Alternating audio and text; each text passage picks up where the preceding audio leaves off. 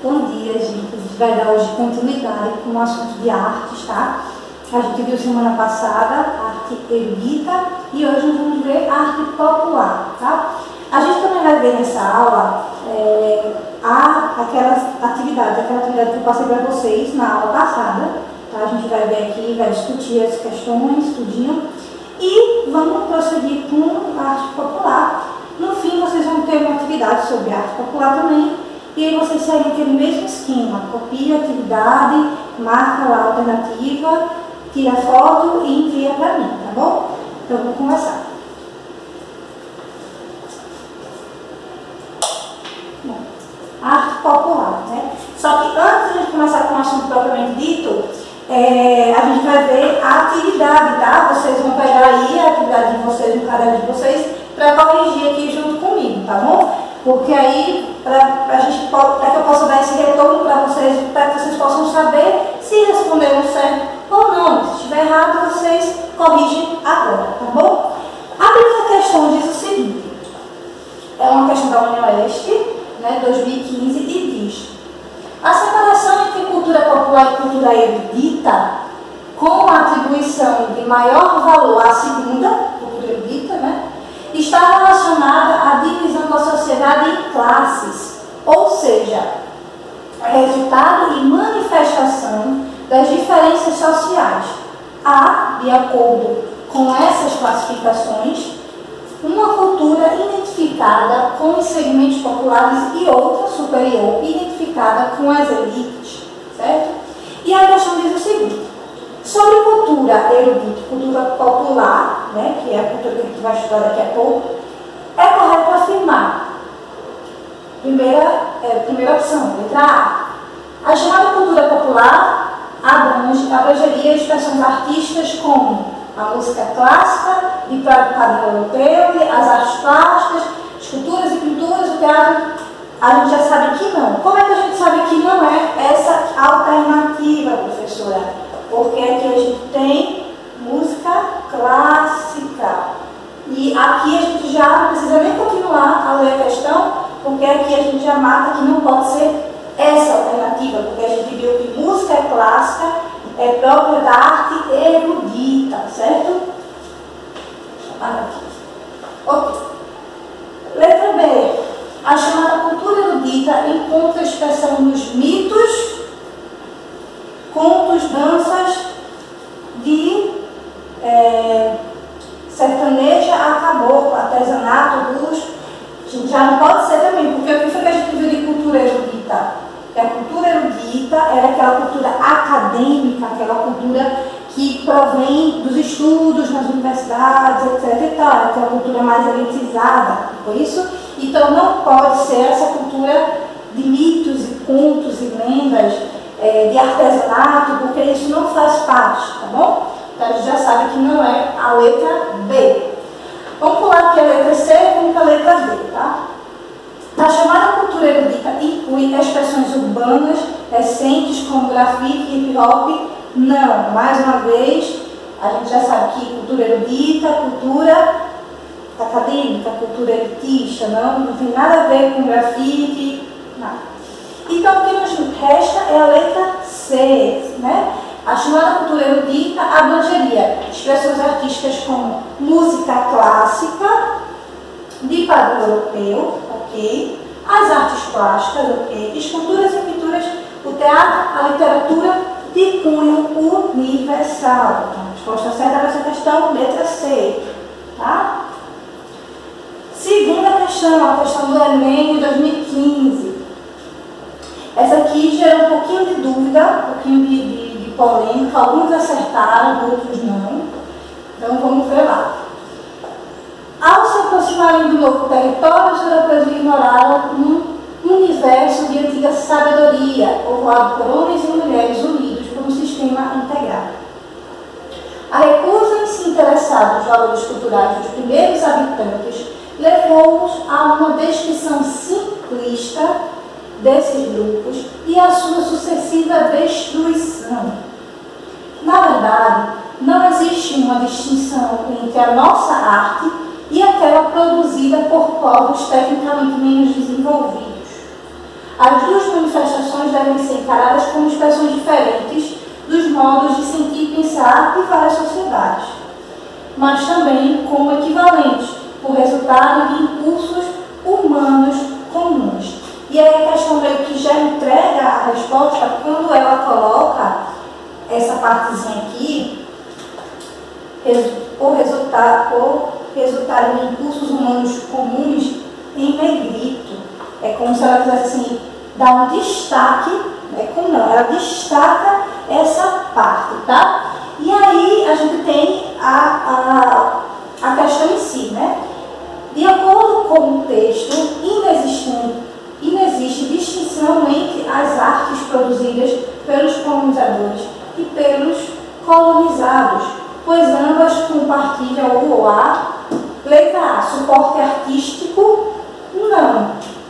A gente sabe que a forma de produção da arte dos europeus, o suporte artístico dos europeus, totalmente diferente do suporte artístico dos índios, por uma questão cultural, por uma questão social, por uma questão de hábitos, de costumes, por aí vai. Letra B, nível tecnológico, muito menos. A gente sabe que essa palavra tecnologia é uma palavra que é bem mais recente. E nível tecnológico não, porque, mais uma vez, os meios de produções, os produtos em si, o material em si, são distintos, tá? E aí a gente pula para a concepção estética e referencial temático. Por que não é concepção estética? Porque os índios não tinham esse desenvolvimento que é próprio da arte erudita, essa coisa da reflexão estética, enfim, da arte, né? Eles produziam a partir daquilo que eles viviam, a partir do arcabouço que eles tinham ali, a sua disponibilidade, a partir dos seus ritos, dos seus costumes, das suas crenças, tá? Então não pode ser a partir da concepção estética, porque eles não tinham, muito provavelmente, a mesma concepção estética, a mesma concepção de belo, a mesma concepção daquilo que é aceito socialmente enquanto arte, tá?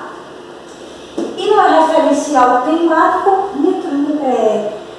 por sua vez, porque o tema, a arte indígena, né, a forma como eles se expressavam também era de acordo com o ambiente deles, né? Então a gente vai ter mais essa coisa mais tropical, né? Isso era totalmente diferente daquilo que tinham lá na Europa os europeus e que eles trazem para cá, né? Então o que é que nos sobra?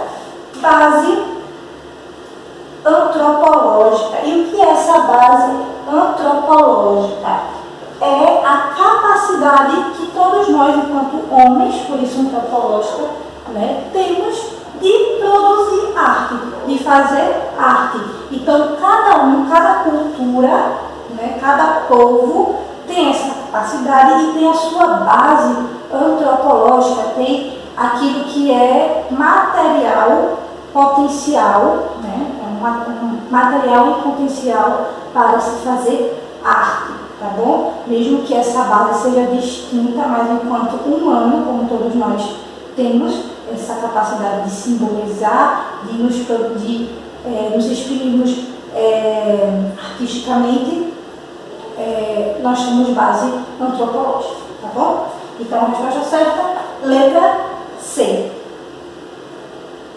E aí a gente teve essa terceira questão, né, que não dá para ver aqui direito, mas também foi uma questão de Enem, tá? E a gente teve a imagem, que é a estátua do laçador, tombada no patrimônio em 2001. É um monumento, né, de Porto Alegre, tá? Faz parte da cultura desse estado. E aí a gente tem como, o que a questão pede? Que a gente identifique esse monumento.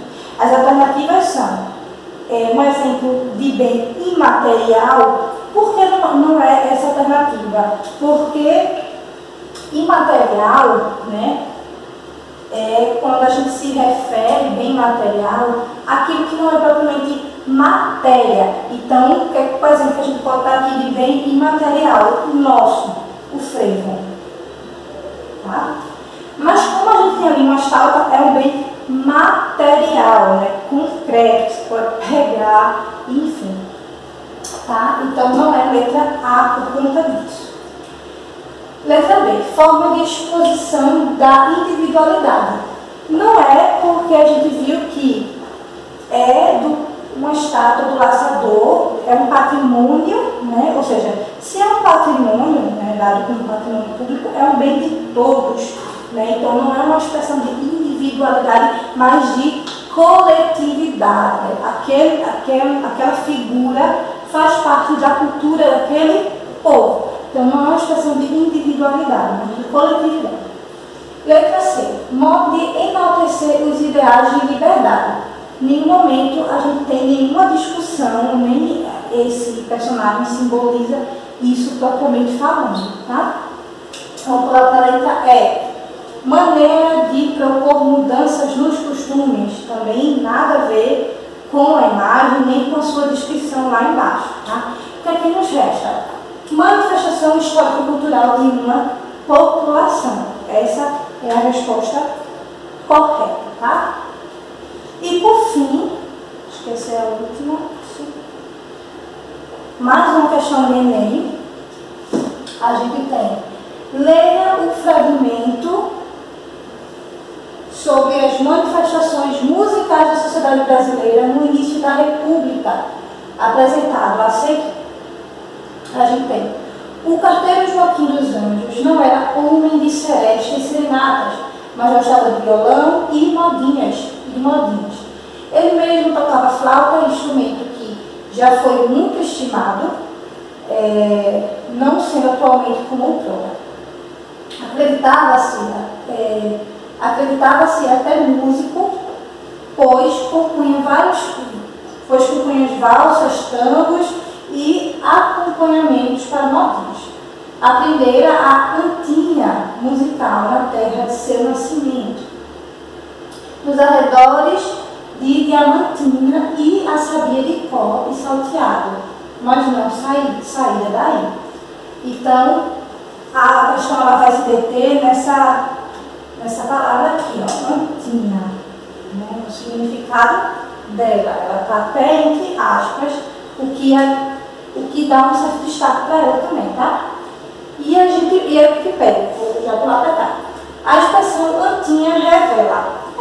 Isso não faz a gente associar a palavra antinha a anta, né? Então, já tem um sentido aí meio ruim, no sentido pejorativo, né? Na palavra anta, como a gente sabe. Mas vamos às alternativas. A absorção de mamíferos culturais de manifestações culturais influenciadas pela alta burguesia.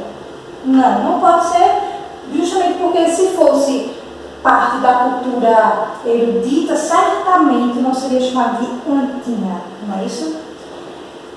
B. O lugar de destaque que as modinhas sempre ocuparam na vida do brasileiro.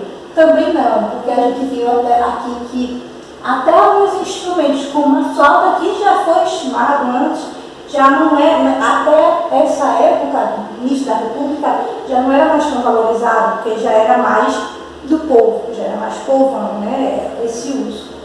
E as antinhas, né, as modinhas, justamente são músicas populares.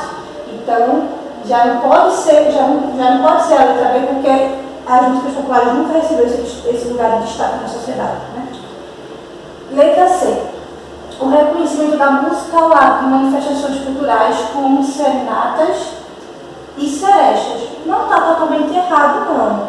Mas não é a mais adequada para a questão aqui. Vamos pular para a letra E. O gosto do brasileiro por músicas clássicas, cuja origem remonta ao interior do Brasil. Também não tem nada que nos leve a acreditar que essa é a resposta correta. Qual é a resposta que melhor se adequa a essa questão?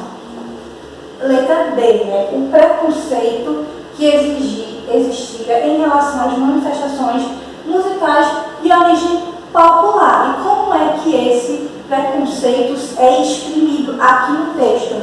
Através da palavra antinha, né, que como eu disse, se remete a anta, é diminutivo de anta, e tem esse sentido pejorativo, esse sentido negativo, né? Anta é aquilo que é chulo, aquilo que é breia, aquilo que é burro, né? Anta é ser burro, no caso, né? Enfim, vamos agora acelerar para o nosso assunto propriamente dito, tá? Deixa eu só apagar. Bom, antes a gente vai, hoje a gente vai ver, né? Eu já discuti aqui nessa aula, artes populares. E é importante a gente saber que as artes populares, elas se manifestam, assim como a arte popular acredita, vai ser totalmente o oposto, né? O outro lado da moeda. A gente vai ter arte popular nas artes visuais, né? Na pintura, na gravura, no artesanato. A gente vai ter nas artes cênicas, né? No teatro, na arte folclórica e na arte circense, né? Nas músicas folclóricas também. A arte circense é a arte do circo, tá? Bom, a arte popular é a atribuição que se dá a essas produções artísticas, pintura, literatura, escultura, com relevante valor, né, estético, que são produzidas por pessoas que nunca se especializaram academicamente em arte, né? Então, esse contraponto com a arte erudita, que é aquela arte academicista, a arte das academias, ou seja, a arte das universidades, tá bom? É a arte do povo, né? Que provém da cultura popular. Se configura como expressividade de artistas do povo, sem o aprofundamento do estudo universitário. É a arte do povo que a desenvolve como dom, desenvolve naturalmente, que passa de geração em geração, como a gente vê no caso dos artesãos, né? O artesanato vai ter essa característica, é uma arte que vai passar de pai para filho e assim por diante, tá? Ninguém entrou numa escola de arte, nem na universidade, para aprender aquilo, né? A arte popular se inspira em regionalidade, nas crenças, lendas, costumes típicos de uma determinada sociedade, de um determinado povo. Né? E a gente tem essa arte popular, por exemplo, nas músicas folclóricas, tá? São canções populares, né, tradicionais, que fazem parte da sabedoria popular. Qual é o exemplo que a gente pode dar? As cantigas de niná, as cantigas de roda, né? Tipo, se essa rua fosse minha, boi, boi, boi da cara preta. São todas músicas folclóricas, são todas músicas populares, que são transmitidas de geração em geração, via oral, ou seja, o seu pai contou para o filho, que passou para o seu neto, e por aí vai. A gente tem essa transmissão oral, tá? E a maioria das vezes isso é tão popular já, está tão dentro do meio do povo, que não se sabe nem quem escreveu essa música, nem quem é o autor, tá bom? E reflete, né, o local, aquele local, aquela herança cultural e regional, tá? Eu coloquei como exemplo cantigas de crianças e cantigas de niná. As danças folclóricas, né, que as músicas e as danças, né, que são caracterizadas por um conjunto de danças sociais, né, peculiares de cada estado brasileiro. Então a gente vai ter, por exemplo, o Meu Boi, o samba de roda, o frevo, o maracatu, o carimbó, o chachado, a chula, a quadrilha e por aí vai, tá? São danças populares que foram se desenvolvendo em cada região, certo? E a gente tem a arte circense, que é a arte do circo, né? O circo é uma expressão artística que faz parte da cultura popular também, né? Visa a diversão e o entretenimento das pessoas. O circo, né, ele foi, a gente vê que já lá no Império Romano, alguns grupos de artistas, né, já ganhavam a vida apresentando na rua, nas casas nobres, ou mesmo em arenas, né, destinadas para isso, como anfiteatros, né, como aquele ali. Aquele ali já é uma imagem do circo mais como ele é atualmente. Mas lá atrás no Império Romano a gente já tinha essas apresentações culturais de entretenimento nas ruas, nas casas das pessoas mais ricas, nos anfiteatros, tá? Já trazendo uma arte parecida com aquilo que no futuro seria a arte do circo, né? Na Idade Média, esses grupos, né, grupos de malabaristas, de artistas de teatro, de comediantes, viajavam pela Europa já com essas apresentações. Então aí a gente já vê aqui na Idade Média, como houve já uma evolução, né? Eles já eram esses nômades, né? Eles já faziam essas viagens para ir disseminando essa arte, tá?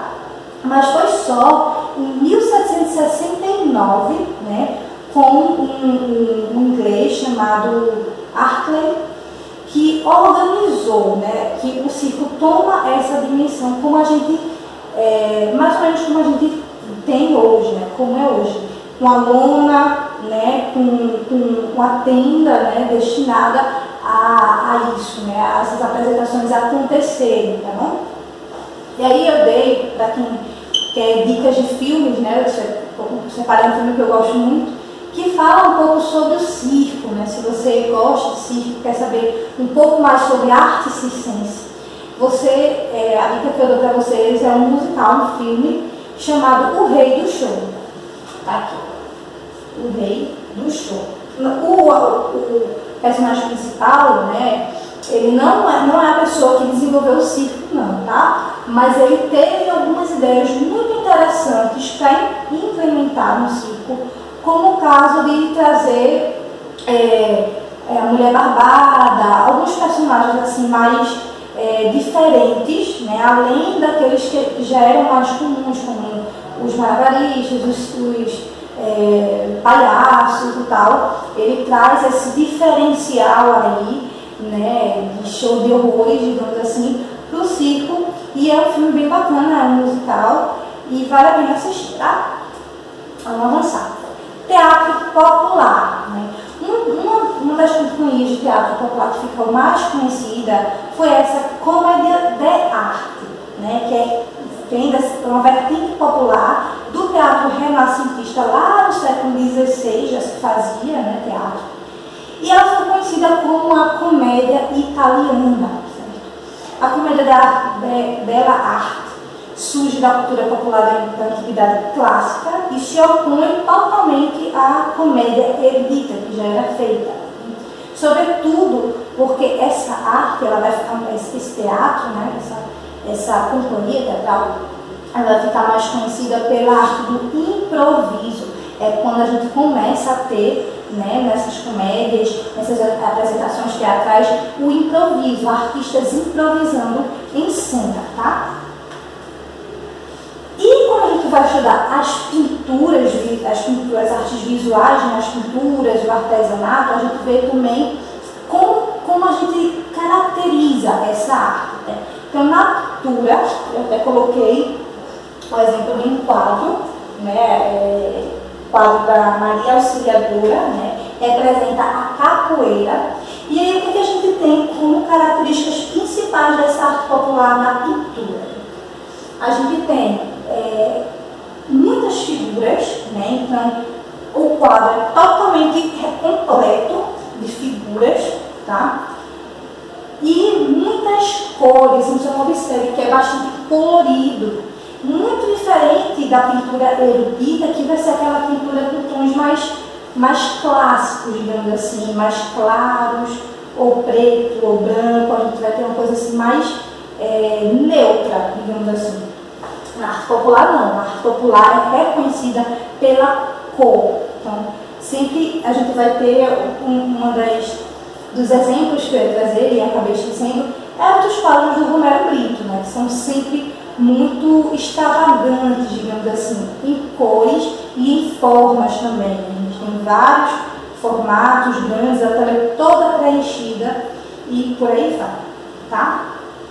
Essa arte é uma arte geralmente autodidata, né, resultado da inexperiência acadêmica, de formação acadêmica. Também é uma arte que vai sendo aprendida ali com o outro, tá?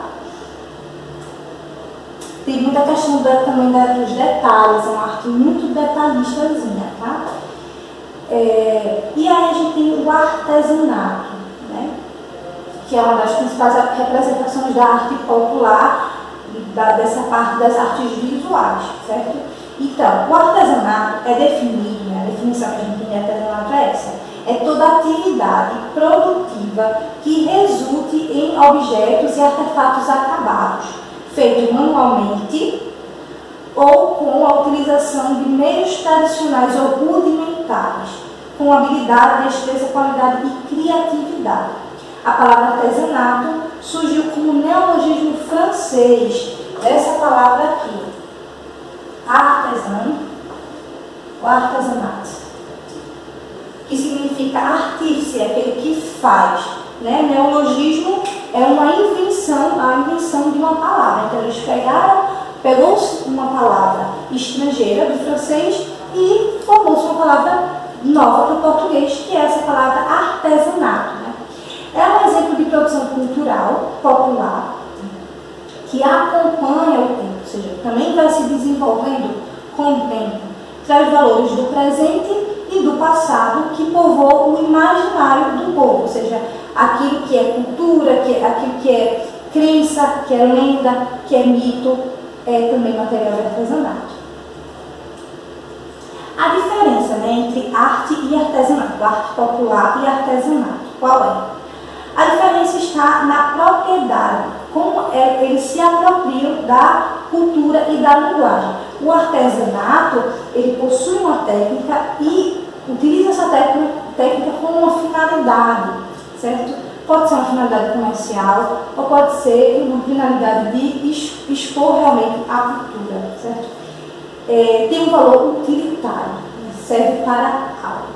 A arte, como a gente viu no conceito lá de arte, né, a arte popular, como a arte de um modo geral, ela está ligada ao conceito de expressão, é simplesmente a expressão do artista, tá? Não está destinada a uma finalidade, como a gente viu quando estava estudando o que é arte, né? E a gente debatia sobre isso, que a arte não propriamente tem um valor utilitário, tem um para quê, mas a gente sempre tem que pensar como linguagem e um tipo de expressão.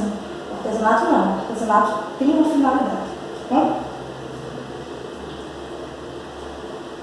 E é isso, né? Vocês vão agora, no final do vídeo, vão ter uma atividade para fazer sobre isso. Façam e me enviem, tá bom? Um beijo, até a próxima aula.